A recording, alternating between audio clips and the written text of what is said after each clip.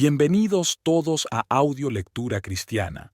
En esta ocasión leeremos El Santo y el Mundo por John Arndt de 1555 al 1621. En esta audio, lectura Arndt nos ayuda a examinar nuestros afectos y nos hace el llamado a hacer morir lo terrenal en nosotros, a no amar el mundo y sus placeres más que a Cristo y la gloria eterna, ya que es absurdo que un hombre fije su corazón en las cosas terrenales cuando éstas están prontas a desaparecer y olvide las celestiales y eternas que prevalecerán y tendrán su fruto y gloria eterna.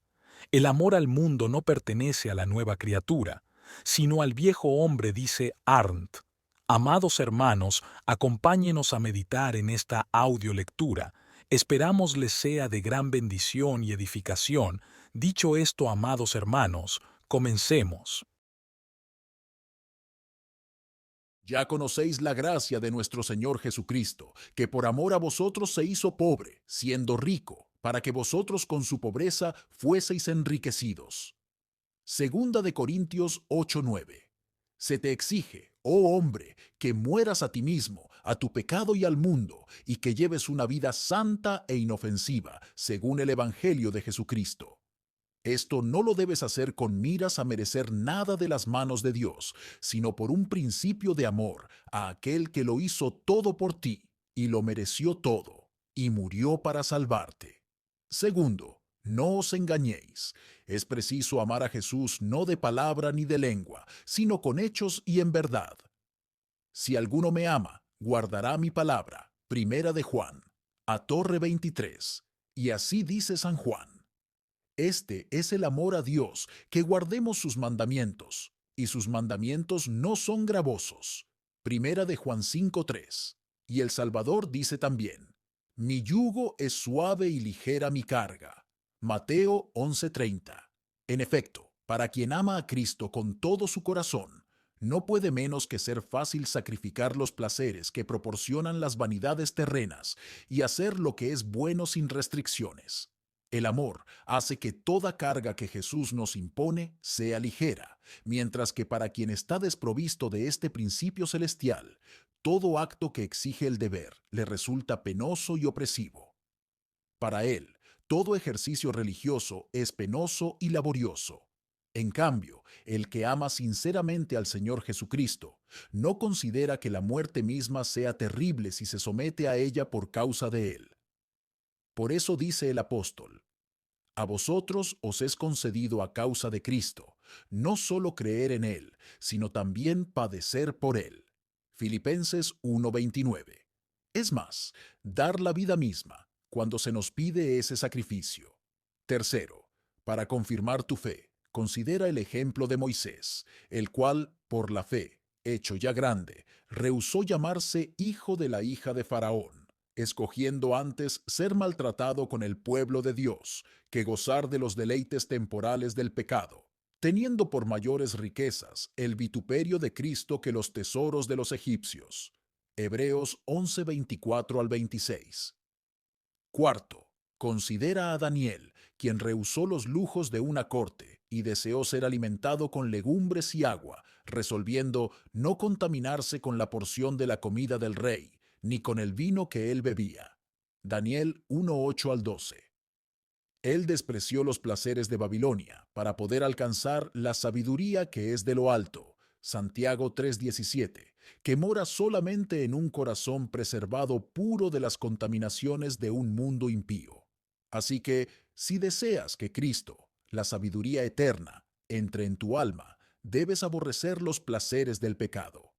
Porque así como Daniel y sus compañeros fueron hechos más hermosos por su vida sobria y abstemia, así también tú ten la firme seguridad de que tu alma aparecerá más hermosa y hermosa a la vista de Dios, incluso como participando de la naturaleza divina, si escapas de la corrupción que hay en el mundo a causa de la concupiscencia. Segunda de Pedro 1:4. Quinto, consideremos además el ejemplo de San Pablo, que dice, el mundo está crucificado para mí, y yo para el mundo. Gálatas 6:14. Es decir, yo estoy muerto para el mundo, y el mundo está muerto para mí. Así, todos los verdaderos cristianos están en el mundo, pero no son de él. Aunque viven en él, no lo aman, porque lo ven como una sombra pasajera, y sus pompas, dignidades y lujurias, como vanidad y engaño, vejación y desilusión. Por tanto, están crucificados para el mundo, aunque permanecen en él, y el mundo está crucificado para ellos. Es decir, no desean simplemente honor, riqueza o alegría mundano sexto. Cuán feliz es el hombre que está muerto a las vanidades terrenales y vivo para Dios, separado del mundo y atraído hacia Cristo. Cuán bienaventurado es aquel en cuyo corazón se infunde la gracia divina de tal manera que lo aparta por completo de los objetos inferiores y lo exalta hasta el disfrute de la luz y la gloria del cielo. Tal estado es el resultado de la oración y las súplicas diarias, sin las cuales un verdadero cristiano no puede existir. Agur oró al Señor de esta manera: Dos cosas te he demandado. No me las niegues antes de que muera. No me des pobreza ni riquezas. Dame de comer lo que sea conveniente para mí. Proverbios 37 al 8. Así que el cristiano ore: Dos cosas te pido, Señor, y estas dos, que muera para mí mismo y para el mundo. Porque sin la muerte es absolutamente imposible ser un verdadero cristiano. Si tú, oh hombre, piensas de otra manera, ciertamente te engañas a ti mismo, y al final oirás de la boca de Cristo esa terrible sentencia: No os conozco. Mateo 7:23. 8. Aunque morir así al yo y al mundo es una cruz dolorosa para la carne y la sangre, el espíritu y el amor de Cristo triunfarán finalmente sobre toda dificultad. Tan poderosas son estas ayudas, en verdad, que permiten al verdadero cristiano soportar todas las cosas por amor del amado, como un yugo agradable y una carga fácil. Y aunque el que viva una vida así mortificada será odiado por el mundo, sin embargo será amado por Dios, porque la enemistad del mundo es amistad con él. Santiago 4:4. Y el Señor mismo ha declarado: Si fuerais del mundo, el mundo amaría lo suyo, pero porque no sois del mundo, antes yo os elegí del mundo, por eso el mundo os aborrece. Juan 15:19. Noveno. A los que están muertos al mundo por causa del testimonio de Jesús, los echa fuera. Pero honra y aplaude a quienes, viviendo en el goce de su pompa y esplendor, son su genuina descendencia, porque viven en el mundo, y el mundo vive en ellos. Décimo. En resumen, aquel hombre que en su corazón se mortifica y reprime el orgullo, la codicia, la lujuria, la ira, la venganza y las demás pasiones corruptas de la naturaleza, no es recibido ni elogiado por el mundo, sino que por el contrario es expulsado de él. Para él, el mundo está muerto, y él está muerto de nuevo para el mundo. Comienza a vivir en Cristo, y Cristo vive en él, y será confesado por el Salvador como uno de su pueblo peculiar, en quien se ha realizado el gran designio de la redención. A otros, por el contrario, se les dirá: No os conozco, como tampoco vosotros me conocisteis a mí. No me habéis confesado delante de los hombres, sino que os habéis avergonzado de mi vida, de mi mansedumbre, humildad y paciencia. Y yo no os confesaré: habéis despreciado la vergüenza de mi cruz, y seréis con vergüenza repudiados por mí. Marcos 8:38. Porque quien se niega a vivir con Cristo en el tiempo, no puede esperar vivir con Él en la eternidad. Quien no tiene la vida de Cristo aquí, nunca la tendrá manifestada en Él en el más allá. Y quien desdeña seguir a Jesús en el mundo presente, nunca será glorificado con Él en el mundo venidero. Número 11. Por tanto, oh hombre, examina atentamente tu vida y ve si te conformas más con la vida de Cristo o con la vida del diablo, pues es necesario que estés unido a una u otra por toda la eternidad. 12.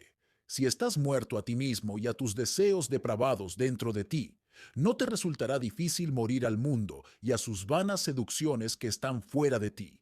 Y quien así esté muerto al mundo, no lo amará ni las cosas que contiene. Porque si alguno ama al mundo, el amor del Padre no está en él. Primera de Juan 2:15. Además, ¿cómo podrán sus deseos ir más allá del mundo fuera de él, cuando está muerto para él? Grande sería en verdad la pérdida que sufriría un amante del Dios bendito si, en cualquier grado, cediera a las seducciones del mundo y permitiera que éste obtuviera una parte de ese afecto que debe estar centrado únicamente en el bien supremo. Un alma tan indecisa pronto sería vencida por completo por las tentaciones del pecado, como lo fue Sansón por los encantos de Dalila. Jueces 16:6, y quedaría sujeto a toda esa miseria y aflicción del corazón que invariablemente acompañan al amor de este mundo. 13.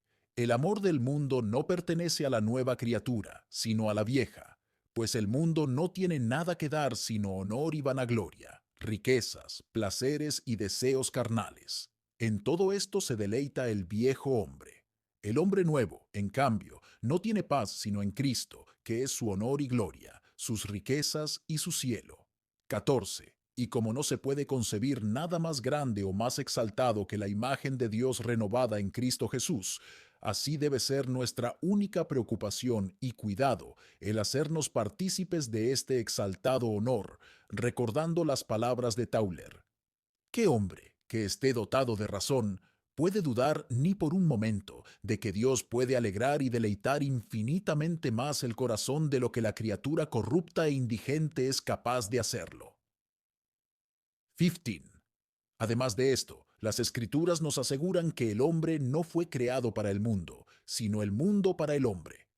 No fue creado para satisfacer su apetito, para acumular riquezas o para extender su imperio sin límites. Para lo que fue creado, no fue para que pudiera adquirir grandes propiedades y posesiones, erigir palacios o vestirse suntuosamente. Para lo que fue dotado de un alma inteligente e inmortal. El hombre fue hecho para ser señor de la tierra, no su esclavo, para someterla, no para ser sometido. No fue hecho para buscar su placer y disfrute en la tierra, por hermosa y fascinante que pudiera ser para un gusto depravado. No fue destinado a ser heredero de este mundo inferior, ni poseedor de tesoros terrenales, ni a ser movido por ningún motivo mundano. El hombre debe partir de aquí, como uno que mora en la tierra como inquilino a voluntad. No fue hecho para ella, y no puede permanecer en ella. Entró en ella desnudo, y desnudo debe volver a salir de ella. Muchos, en verdad, nacen en el mundo al mismo tiempo, pero un número igual, en cambio, son arrebatados diariamente por la muerte, y ninguno puede llevar consigo ni siquiera un átomo de los tesoros que había acumulado en la tierra. 16. El hombre, entonces, no es más que un huésped y un peregrino en la tierra, y es muy obvio que no fue creado para esta vida temporal, y que este mundo nunca fue diseñado para ser el fin de su existencia. Ese fin es Dios, y la imagen de Dios en Cristo Jesús, a la cual somos renovados por el Espíritu, y somos creados para el reino de Dios y para la vida eterna. Nuestro bendito Redentor compró todo esto para nosotros, cuando ya lo habíamos perdido, y es su Espíritu el que regenera a los hombres que habían estado sin Dios en el mundo. 17. Qué absurdo es, pues, que el hombre fije sus afectos en las cosas temporales, cuando se nos asegura que el alma es infinitamente más noble y más preciosa que el mundo entero. Qué absurdo es que derroche su tiempo en la búsqueda de las cosas terrenas, cuando sabe que fue creado para llevar la imagen de Dios en Cristo, por el Espíritu Santo. Por tanto, repitamos ahora solemnemente lo que ya se afirmó, a saber, que el hombre no fue hecho para el mundo, sino el mundo para el hombre. La excelencia de la imagen de Dios en Cristo Jesús es inconcebiblemente grande y gloriosa. De modo que si toda la humanidad uniera su trabajo y su fuerza, sus riquezas, sus honores y su todo, no lograría restituir ni una sola alma a la posesión de esta imagen. Salmo 49:7. Se hizo necesario que Cristo mismo muriera para que esta imagen divina, que había sido completamente desfigurada por el pecado, pudiera ser revivida por su Espíritu, y que el hombre pudiera volver a ser templo y casa de Dios por toda la eternidad. 18. Considerando debidamente esto, como ciertamente debe ser, ¿cómo es que el hombre envilece tanto su alma hasta el punto de buscar las cosas de este mundo, sus honores, sus placeres, sus lujurias y sus riquezas? Seguramente debería razonar consigo mismo y decir, por un poco de oro, o por este mundo que se desvanece, o por todos los honores y placeres que me puede proporcionar, sacrificaré por causa de estos dos bienes mi alma inmortal, que Cristo ha redimido a un precio tan infinito. Dios no lo quiera. ¿Qué aprovechará al hombre si ganare todo el mundo y perdiere su alma? ¿O qué recompensa dará el hombre por su alma? Mateo 16:26. Ay, el mundo entero, con todo su poder y gloria, no podría rescatar ni una sola alma de la destrucción eterna, porque el alma es inmortal, mientras que el mundo pasa con todo lo que contiene. Primera de Corintios 7:31 y Juan 2:17. El verdadero cristiano, que imita a Cristo, odia su propia vida en este mundo y abandona el mundo. Para que un hombre pueda odiarse a sí mismo, debe, en primer lugar, dejar de amarse a sí mismo. En segundo lugar, debe morir diariamente al pecado. Y en tercer lugar, mantener una guerra continua con su naturaleza corrupta, o la carne. 2. No hay nada que obstaculice más la salvación eterna de la humanidad que el amor propio. No se trata de ese amor natural que incita a la debida consideración a la propia conservación, sino de ese afecto carnal y desordenado que influye al hombre para que se preocupe totalmente de sí mismo, sin ninguna referencia al Ser Supremo, el gran autor de la vida. En este sentido, se usa el término en el presente libro. El hombre fue creado para amar solo a Dios, y puesto que solo Dios debe ser amado, se sigue que el que se ama a sí mismo es un idólatra y se hace un Dios. El corazón del hombre se regocija y descansa en el objeto de su afecto, y sea lo que sea, es llevado por él a la esclavitud y se dedica a él. El hombre, en este estado, se convierte en un siervo y se ve privado de esa libertad genuina para cuyo disfrute fue creado originalmente. Y en este estado caído y dividido, debe servir a tantos amos como objetos haya en los que ponga sus afectos. Pero si tu amor, oh hombre, es un pecado, y si tu amor, si te fijas sincera y sencillamente en Dios, no estarás sujeto a ningún señor más que a Él, y conservarás tu libertad con todos los privilegios que le corresponden. Por tanto, te conviene ser muy prudente en tu vida y conducta, para no obstaculizar en ningún grado el progreso del amor divino hacia tu alma. Si alguna vez deseas poseer a Dios solo, debes entregarte únicamente a Él. Si te amas y te complaces a ti mismo, en lugar de amar y complacer a Dios, entonces la tristeza y el temor, la tristeza y la ansiedad te acompañarán inevitablemente.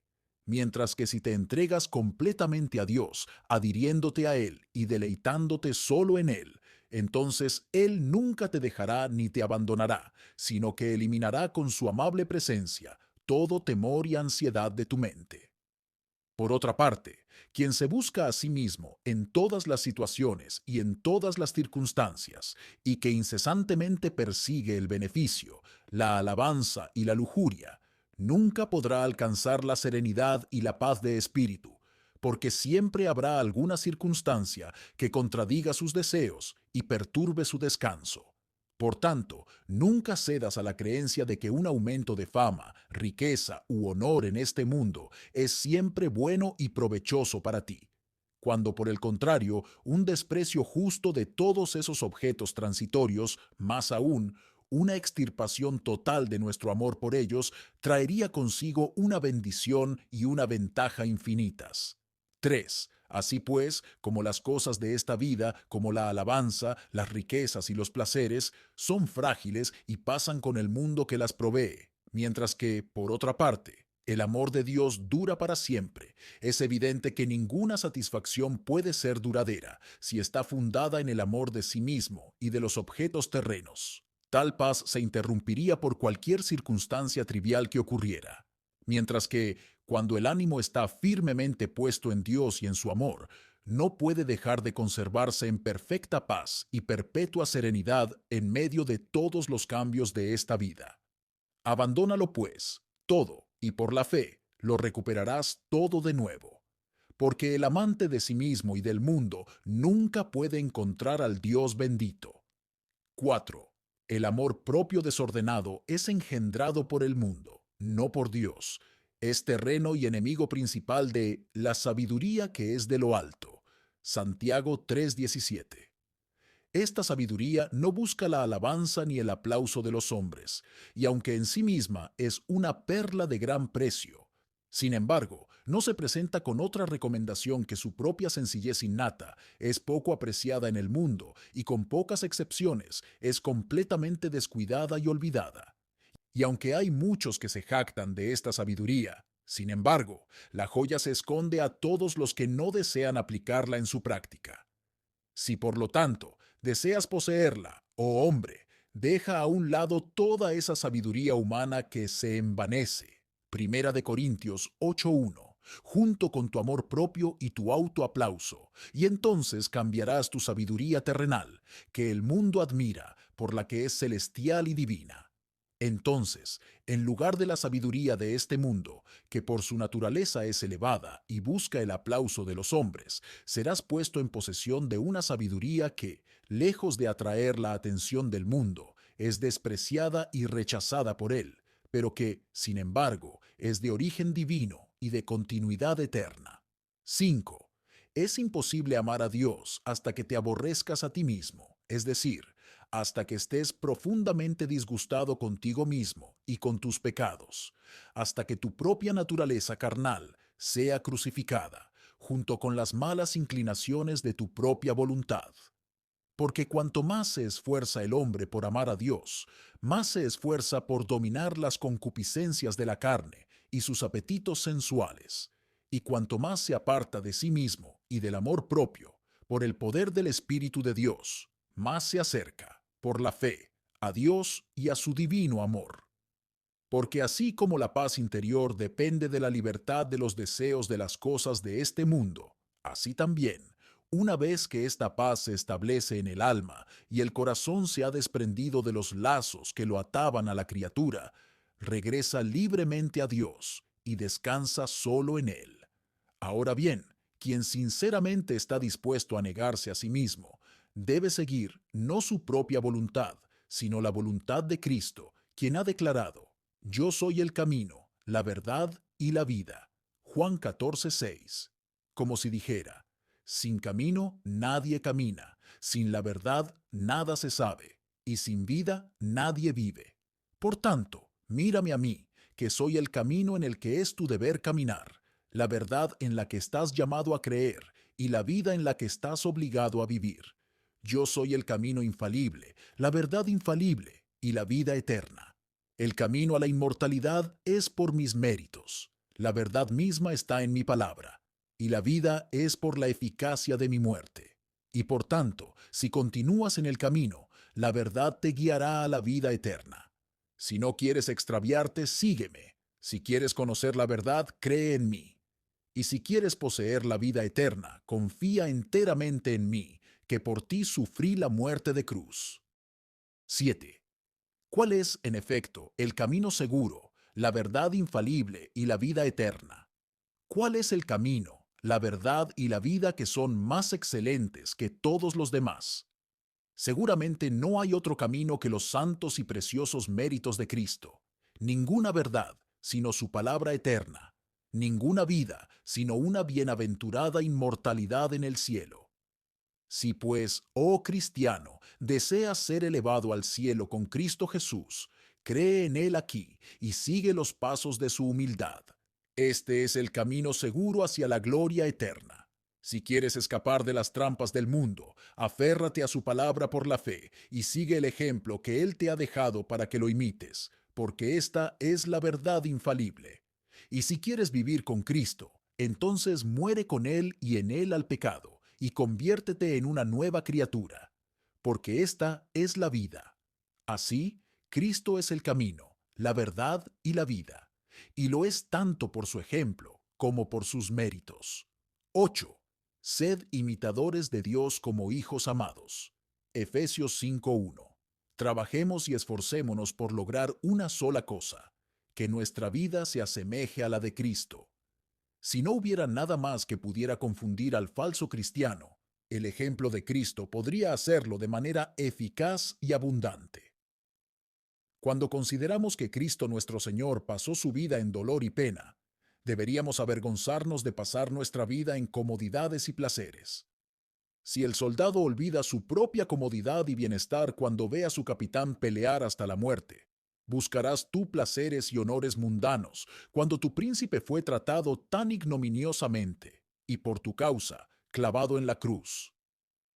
¿No es una señal de que en realidad no luchas bajo su bandera? 9. Es cierto que en nuestros días todos quieren ser considerados cristianos, pero cuán pocos son los que imitan la vida y la conducta de Cristo. Si el carácter de un seguidor de Cristo fuera el de procurar la adquisición de honores y posesiones, nuestro Señor nunca hubiera enseñado que éstas no son dignas de ser comparadas con los tesoros celestiales. Contempla la vida y la doctrina del bendito Jesús, y reconocerás que nada puede ser más opuesto que Él y el mundo. Mira ese pesebre y ese establo.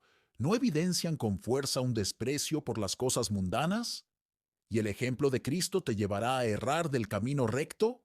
No, Él es el camino y Él es la verdad. Y su vida, comparada con su doctrina, es el único medio para preservarte del error y para guardarte de los engaños y errores del mundo. Pues bien, puesto que el Señor ha querido entrar en su gloria por el camino del sufrimiento y del oprobio, ¿por qué has de esforzarte tú en abrirte camino hacia el infierno, por las pompas y vanidades del mundo? Vuelve, pues, alma engañada. Escapa del camino ancho que conduce a la muerte, y en el que tu único goce es los placeres temporales del pecado. Hebreos 11:25. Entra en este camino seguro, en el que el caminante no se extraviará. Abraza cordialmente esa verdad que nunca puede engañar, y vive en aquel que es la vida misma. Este camino es la verdad, y esta verdad es el camino. Terrible ceguera. Un gusano de la tierra quisiera hacerse grande en el mundo, cuando el Señor de la gloria se humilló hasta el mismo polvo. Oh alma fiel, cuando tu esposo salga a tu encuentro, revestido de humildad, desciende de la altura de tu orgullo y ambición, y desciende al valle de la humillación para encontrarte con él, y él te abrazará y te recibirá con alegría. 10. Así como Abraham dejó la casa de su padre para ir a la tierra que el Señor le había de mostrar. Génesis 12:1. Así tú, como verdadero hijo de Abraham, abandona la casa de placeres de la voluntad propia y del amor propio, para que puedas alcanzar la bendición divina. El amor propio sesga el juicio, ciega el entendimiento, perturba la razón, seduce la voluntad, corrompe la conciencia, cierra las puertas de la vida y no reconoce ni a Dios ni al prójimo. Destierra la virtud, busca honores, riquezas y placeres, y, en una palabra, prefiere la tierra al cielo. Por tanto, el que ama su vida de esta manera, la perderá, pero el que aborrece su vida, es decir, se resiste a este principio del amor propio, la guardará para vida eterna. Juan 12:25.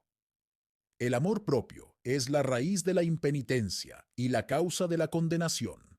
Aquellos que son controlados por el amor propio y el honor propio están desprovistos de humildad y de conocimiento del pecado. En consecuencia, nunca pueden obtener la remisión del pecado, aunque la busquen con lágrimas. Sus lágrimas no se derraman porque han ofendido a Dios, sino simplemente a causa de la pérdida personal que sufrió. 11. El reino de los cielos se compara en las Escrituras a una perla preciosa. Para obtenerla, un hombre vendió todo lo que tenía. Mateo 13:45 al 46. Esta perla es Dios mismo y esa vida eterna que Él ha prometido, y para alcanzarla hay que abandonar todo otro objetivo. Tenemos un ejemplo de esto en nuestro Señor Jesucristo, que descendió del cielo no por su propio bien, sino por el tuyo, no para su propio provecho y ventaja, sino por el tuyo. Lucas 19:10. ¿Y todavía vas a demorarte en amar a aquel que se entregó a la muerte por ti? 12. Sin duda, es propio de una esposa fiel agradar solo a su marido. Y quieres agradar al mundo cuando puedes estar desposada con Cristo, el gran amante de las almas. Abandona, pues, y desprecia sinceramente todo lo que hay en el mundo, para que seas digna de la eminente dignidad de este matrimonio espiritual. Porque si tu amor no se une solo a Cristo, es un amor corrupto y adúltero, y no el que un cristiano debe tener hacia el Redentor, porque el amor del cristiano hacia el Redentor debe poseer pureza virginal. 13. La ley de Moisés exigía que el sacerdote se casara con una virgen, Levítico 21:13, y Cristo, nuestro sumo sacerdote, se casará solo con un alma virgen, una que no esté apegada a nada de lo que el mundo puede ofrecer, sino únicamente a él mismo. Es más, una que ni siquiera se ame a sí misma, en comparación con Cristo. Si alguno viene a mí, dice, y no aborrece su propia vida, no puede ser mi discípulo. Lucas 14:26. 14. Para entender lo que significa odiarnos a nosotros mismos, debemos recordar que llevamos con nosotros al viejo hombre, y que en realidad somos el viejo hombre mismo, cuya naturaleza es apresurarse de un pecado a otro, amarse a sí mismo, buscar su propio beneficio y honor, y complacer su propia voluntad y apetito carnal. Porque la carne es siempre la misma, siempre se considera a sí misma, fácilmente enojada, envidiosa, amargada, codiciosa y vengativa. Oh hombre, esto es lo que haces. Estos movimientos pecaminosos proceden de tu corazón. Esta es tu propia vida, incluso la vida del viejo hombre en ti. Y por lo tanto, debes necesariamente odiarte a ti mismo y a tu propia vida natural, si alguna vez deseas ser discípulo de Cristo. Quien se ama a sí mismo debe amar su propio orgullo y avaricia, su propia ira y odio, envidia y mentira, infidelidad e injusticia. Y, en resumen, debe amar toda la progenie de los deseos impíos y un corazón corrupto. Pero si deseas ser verdaderamente cristiano, no debes amar, ni excusar, ni paliar tus pecados, sino que debes odiarlos, abandonarlos y someterlos. Punto número 3. La herencia y las posesiones de los cristianos no son de este mundo. Por tanto, deben considerarse como extranjeros en él, mientras hacen uso de las cosas terrenales. Nada hemos traído a este mundo, y sin duda nada podremos llevarnos. Así que, teniendo sustento y abrigo, estemos contentos con esto. Primera de Timoteo 6:7-8. El designio del Dios bendito al crear las cosas temporales fue que pudieran suplir las necesidades corporales del hombre. Y es justo que se usen para tal propósito, y que sean recibidas de manos de Dios con gratitud, acompañadas de temor y temblor. En cuanto a las cosas que no son absolutamente necesarias, ya sea oro y plata, alimentos y vestidos, etc., se dejan al hombre para que lo pruebe. De modo que por la manera en que emplea estos objetos, se puede descubrir cómo se siente hacia Dios, mientras posee los bienes de este mundo. Si por una parte todavía se aferrará a Dios y en medio de las posesiones terrenales, mantendrá su mirada constantemente fija en las futuras, o si, retirando su amor de Dios, se apegará a este mundo fugaz y preferirá un paraíso terrenal que se desvanece al que es permanente y celestial. 2. El hombre queda, pues, librado a su propia libertad y elección, para que sea juzgado en el futuro según lo que haya elegido aquí, y así no tenga excusa en aquel día. En conformidad con este principio, Moisés declaró solemnemente al pueblo de Israel: a los cielos y a la tierra llamo por testigos hoy contra vosotros, que os he puesto delante la vida y la muerte, la bendición y la maldición. Escoge pues la vida para que vivas tú y tu descendencia. Deuteronomio 30:19. 3. Las cosas de este mundo no están destinadas a matarnos con los placeres y deleites terrenales, sino a hacer pruebas y pruebas de nuestra fidelidad. En estas pruebas la caída es muy fácil, una vez que comenzamos a alejarnos de Dios. Los placeres de este mundo son los frutos de un árbol prohibido, del cual Dios nos advierte que no comamos. No sea que nuestras mentes, al ir en pos de ellos, acaben deleitándose en ellos, a la manera de quienes no conocen otros placeres que los que se derivan de los objetos terrenales. Estas personas, al complacerse en la carne, convierten la comida, la bebida y la ropa en trampas por las cuales se alejan de Dios. 4. Es ciertamente deber de todo verdadero cristiano considerarse extranjero y peregrino en este mundo y estar obligado a usar las bendiciones terrenales, no como medios para satisfacer la lujuria o satisfacer la lascivia, sino para suplir sus necesidades y carencias absolutas. No debemos poner nuestros afectos en estos objetos inferiores, sino solo en aquel que es capaz de satisfacerlos. Hacer lo contrario es exponernos a tentaciones peligrosas y, como Eva, comer diariamente del árbol prohibido. El verdadero cristiano no se preocupa por las preocupaciones mundanas ni por los manjares deliciosos, porque su mirada interior está dirigida al pan que permanece para la vida eterna. Tampoco se preocupa por la ropa elegante y de moda, sino que aspira más bien a las vestiduras de la luz divina y a los vestidos de cuerpos glorificados. En resumen, todas las cosas que agradan al hombre natural en este mundo son, para un verdadero cristiano, solo otras tantas cruces y tentaciones, seducciones del pecado y trampas de la muerte, que continuamente ejercitan su virtud. Todo lo que el hombre utiliza sin temor a Dios, todo lo que aplica a la mera satisfacción de su carne, no puede dejar de obrar como un veneno para el alma, por agradable y saludable que parezca ser para el cuerpo. Sin embargo, lejos de esforzarse por conocer el árbol prohibido de los placeres mundanos y sus diversos frutos, el hombre se entrega a un estado de vida descuidado e irreflexivo y cede a la lujuria de la carne, sin considerar que esta lujuria es realmente el árbol prohibido.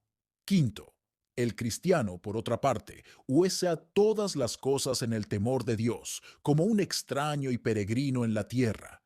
Evita toda clase de excesos en comida, bebida, vestido, casa y las demás cosas de esta vida, para no ofender a su Padre Celestial y a sus hermanos cristianos en la tierra por un uso indebido de ellas.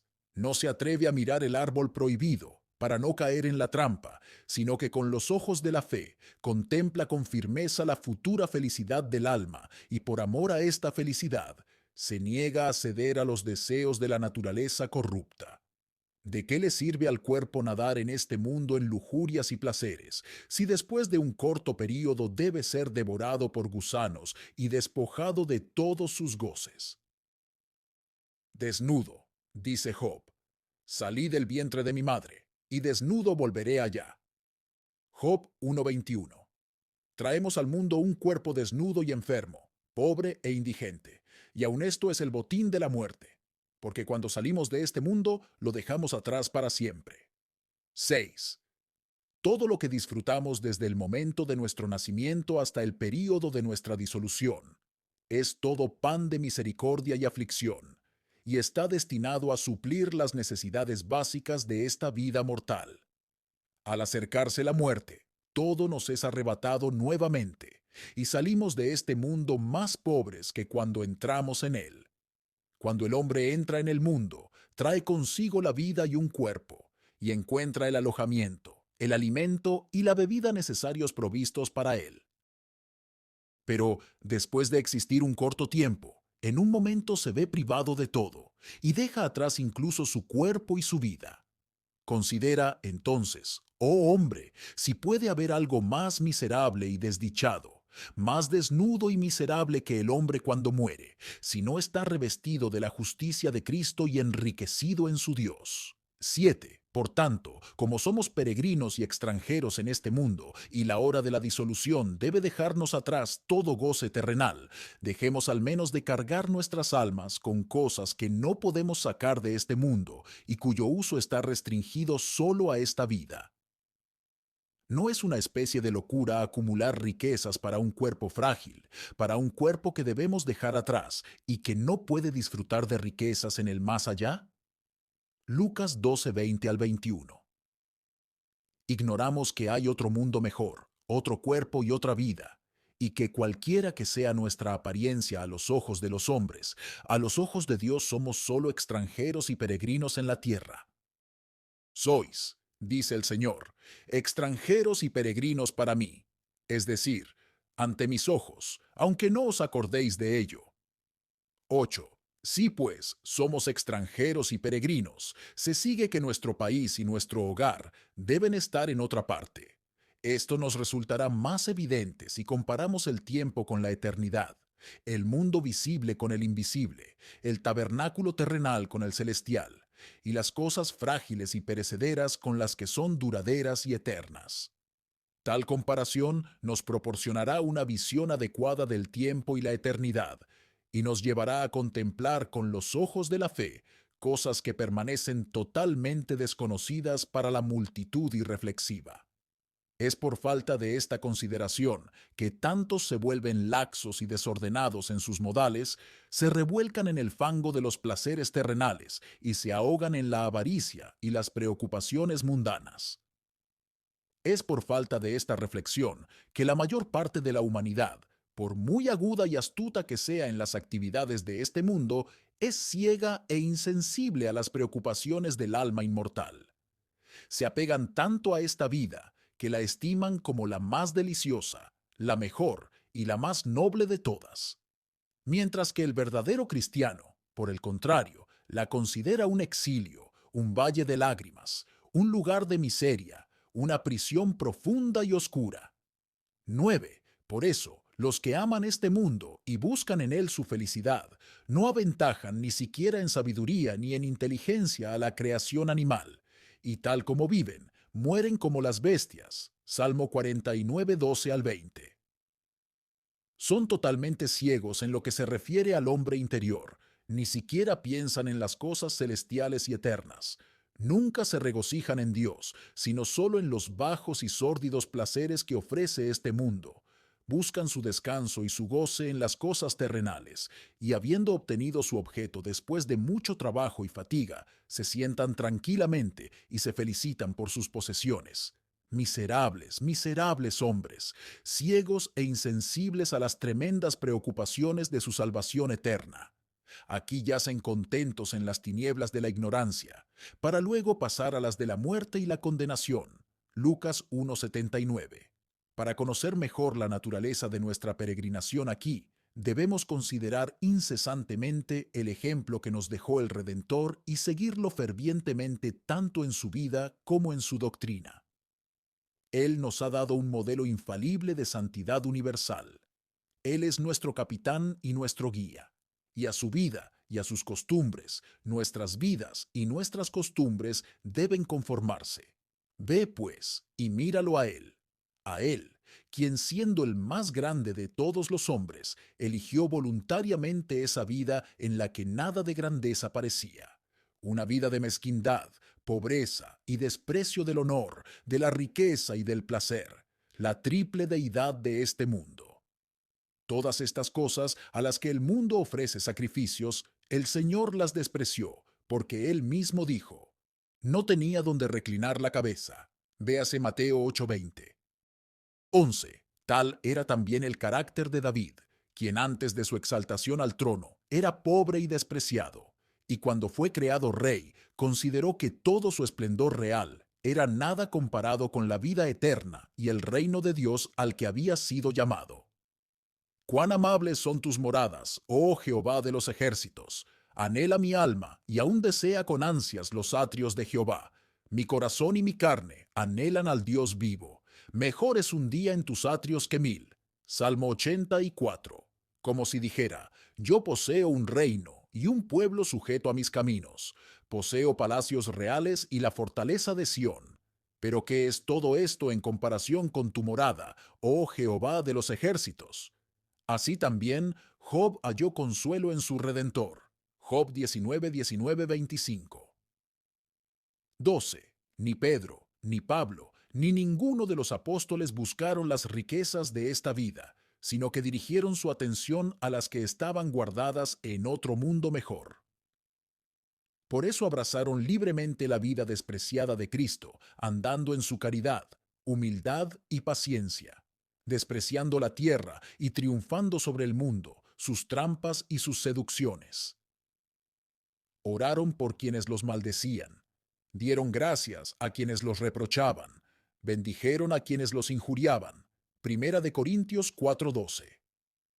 Cuando fueron perseguidos, glorificaron a Dios. Cuando fueron azotados, fueron inquebrantablemente pacientes, profesando que es necesario que a través de muchas tribulaciones entremos en el reino de Dios. Hechos 14:12. Y cuando fueron masacrados, oraron, con Cristo su cabeza: Padre, perdónalos. No les tomes en cuenta este pecado. Hechos 7:60. Así pues, por una parte, estaban muertos a toda ira y venganza, a la amargura, a la ambición y al orgullo, al amor del mundo y también a su propia vida. Mientras que, por otra parte, vivían en Cristo y en su amor, en su mansedumbre y humildad, en su paciencia y su resignación. En efecto, los que viven así son vivificados en Cristo por la fe.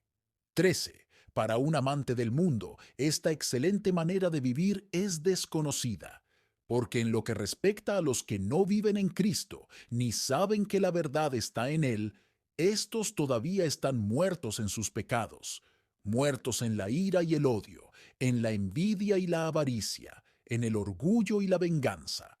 Y mientras continúen así, están en un estado de impenitencia y no han sido vivificados por la fe en Jesús, sea cual sea su jactancia. Pero los verdaderos discípulos de Cristo saben que es un deber seguir los pasos de su divino Maestro, Primera de Pedro 2:21, y ser conformados a su vida como el modelo supremo y original de toda virtud y bondad. En una palabra, la vida de Cristo es su ejemplo. Él mismo es su libro, de donde extraen todo conocimiento sólido y sustancial, tanto en lo que respecta a la vida como a la doctrina. Tales personas declaran con el apóstol: no miramos las cosas que se ven, sino las que no se ven, porque las cosas que se ven son temporales, pero las que no se ven son eternas. Segunda de Corintios 4:18. Y con los santos de la antigüedad se unen al decir: no tenemos aquí ciudad permanente, sino que buscamos la porvenir. Hebreos 13:14. 14. Si, pues, de la revisión de todas estas consideraciones resulta evidente, como es seguro, que en este mundo somos extranjeros y no tenemos un lugar fijo, se sigue que no fuimos creados para las cosas terrenas como fin último de nuestra existencia, sino que nos queda otra patria y otras moradas. Para conseguirlas, no debemos vacilar en sacrificar 100 mundos, o incluso la vida misma. Estos son temas sobre los que el verdadero cristiano medita continuamente con placer, y es su alegría el no tener aquí una ciudad permanente, sino que ha sido creado para la vida eterna. Pero cuán triste es la condición de aquellos que, ocupados por completo en la búsqueda de las cosas de esta vida, cargan sus almas con un peso aplastante de vanidades mundanas y con ello las exponen a una perdición sin fin. Amén. Muchas gracias por escuchar Audio Lectura Cristiana. Que el Señor les bendiga, amados hermanos. Hasta la próxima.